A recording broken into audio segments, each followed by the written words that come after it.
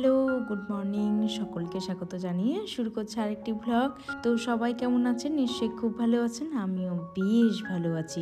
তো আজকে ঘরের কাজ দিয়ে শুরু করছি না, আজকে রান্না দিয়ে শুরু করছি। তো সকালে ব্রেকফাস্টে করেছিলাম রুটি, আর এদিকে হচ্ছে সাদা আলুর চচ্চড়ি। আর তার সাথে ছিল কমলা লেবু আর কিছু খেজুর। তো দেখো, এই যে কমলা লেবুগুলো হচ্ছে কৃত্তিকার দাদু এগুলো দিয়ে গিয়েছিল, তো সেটা আর কি আমি রেখে দিচ্ছি। তো কিছু ফ্রিজে রেখেছি আর কিছু এখানে রেখেছি। আর কিছু কলা রয়েছে, শীতের সময় কলাটা খেতে একটু ভালো লাগে না, কারণ হচ্ছে একটু শক্ত শক্ত থাকে। যে মাটনটা ছিল ফ্রিজে, তো সেটা বের করে নিয়ে দেখো ভালো করে ধুয়ে নিচ্ছি। তো ম্যারিনেশন করবো এটাকে ওই লবণ, হলুদ আর এদিকে হচ্ছে টক দই আর ব্ল্যাক পেপার দিয়ে মাটনটাকে ম্যারিনেশন করবো। আর কাতলা মাছগুলোকে ভালো করে ধুয়ে নিয়েছি, ধুয়ে নিয়ে ফ্রিজে রেখে দেবো, তো অন্যদিন রান্না করব। তো দেখো এই যে ম্যারিনেশনটা করে নিচ্ছি।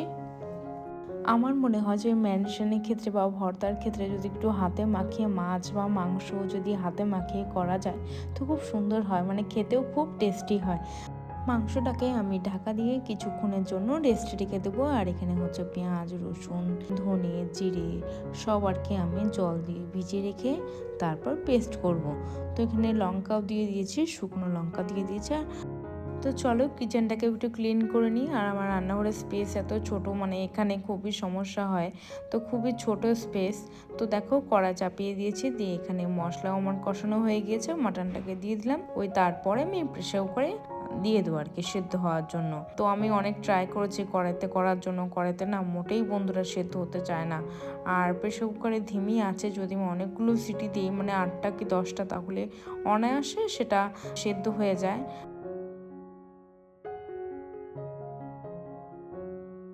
সকালের কাজ কর্ম, রান্না বান্না, মর্নিং রুটিন যেটা থাকে সকালে, আমার ডেলি লাইফস্টাইলের মর্নিং রুটিন যেটা থাকে সেটাই তোমাদের সাথে শেয়ার করি।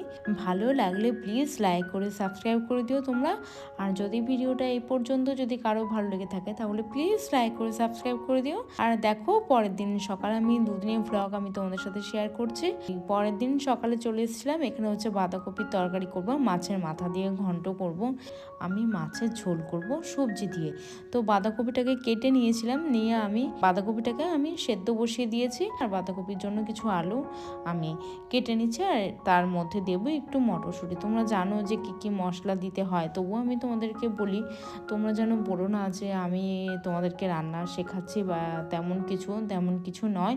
আমি যে সাধারণ যে ঘরোয়া যে রান্নাগুলো করি সেটাই তোমাদের সাথে শেয়ার করছি। আর দেখো বাঁধাকপির জন্য যে আলু আর মটরশুঁটি নিয়েছিলাম, সেগুলো আমি ভালো করে ভেজে নিয়ে মশলা দেব। মাছের মাথাটাকেও ভালো করে আমি একটু লবণ হলুদ দিয়ে মানে মাখিয়ে রেখে দেবো। আর এই মাছের মাথাটা একটু ভেঙে নেব, তাহলে কি বাঁধাকপির সাথে মিশে যাবে ভালোভাবে। তো চলো তোমাদের সাথে রান্নাটা শেয়ার করি। আর মশলার জন্য নিয়েছিলাম হচ্ছে ওই আদা জিরে, এটাই নিয়েছিলাম। আর পেঁয়াজ নেওয়া হয়নি, আর লবণ হলুদ দিয়ে দেবো। আর যেভাবে ঘরোয়া রান্না আমি যেভাবে করছি সেটাই তোমাদের সাথে শেয়ার করছি। আর মশলাটাই যে দেখো পেস্ট করে নিয়েছিলাম, তো সেটা আর কি দিয়ে দিলাম, দিয়ে একটু নাড়াচাড়া করে কষে নিয়ে বাঁধাকপিটাকে আমি দিয়ে দেবো। নাড়াচাড়া করে মাছের মাথা মানে ভেঙে রাখা মাছের মাথাটাকে আমি দিয়ে দেবো। খেতে খুব একটা মন্দ হয়নি, ভালোই হয়েছিল। তো এটাই হচ্ছে শীতের সময় বাঁধাকপি ফুলকপি এগুলোই তো উঠবে, তো এগুলো খেতে সত্যি খুবই ভালো লাগে। তো মাছটাকেও আর কি ভেজে নিচ্ছি। রান্না বান্না কমপ্লিট করে সব কাজ মানে রান্নাঘরের যাবতীয় সব কাজ কমপ্লিট করেই ভাবছিলাম যে এবার তাহলে ঘরটাকে একটু ক্লিন করে নিই। ঘরটাকে একটু ঝাড়ু দিয়ে নিচ্ছি, ঝাড়ু দিয়ে তারপরে স্নান সেরে ঠাকুর ঘরে যাব। ডিসেম্বর মাস তো প্রায় শেষের পথে বন্ধুরা, তবুও যেন ঠান্ডা যেন খুব একটা বেশি পড়েনি। মাঝে একটু ঠান্ডা পড়েছিল, কিন্তু একদমই দেখছি ঠান্ডা কমে গেছে, একদমই ঠান্ডা কম। কিন্তু গ্রামের দিকে যত যাবে তত ঠান্ডাটা বেশি পড়বে, কারণ আমার বাবার বাড়ি একটু গ্রামের দিকে, কিন্তু সেখানে অনেকটাই ঠান্ডা পড়ে। গরমের সময় অতটা কষ্ট হয় না, যেহেতু আমরা এখানে থাকি, এটা শহরও বলা চলে না। তো সেটাই বলছি, মানে অর্ধেক শহর অর্ধেক গ্রাম যেটা বলে, তো সেটাই আর কি। তো এখানেও খুব একটা বেশি ঠান্ডা পড়ে না, তো গরম গরমই লাগছে।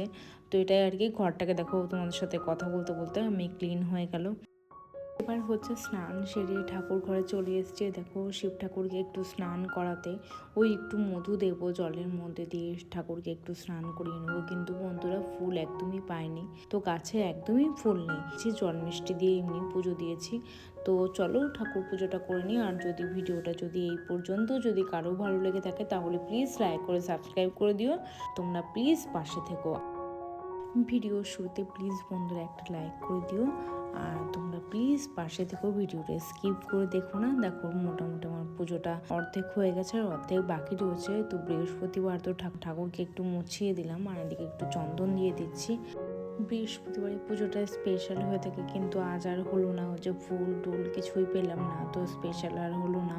তো প্রত্যেকবার আমি বৃহস্পতিবার একটু স্পেশাল করে থাকি, কিন্তু শীতের বেলাতে না একদম কোনো ফুল টুলই হচ্ছে না। যে দিদি আসছেন ফুল দিতে সেই দিদিও আসছেন না আর কি। তো চলো এইভাবে পুজোটা করে নিই।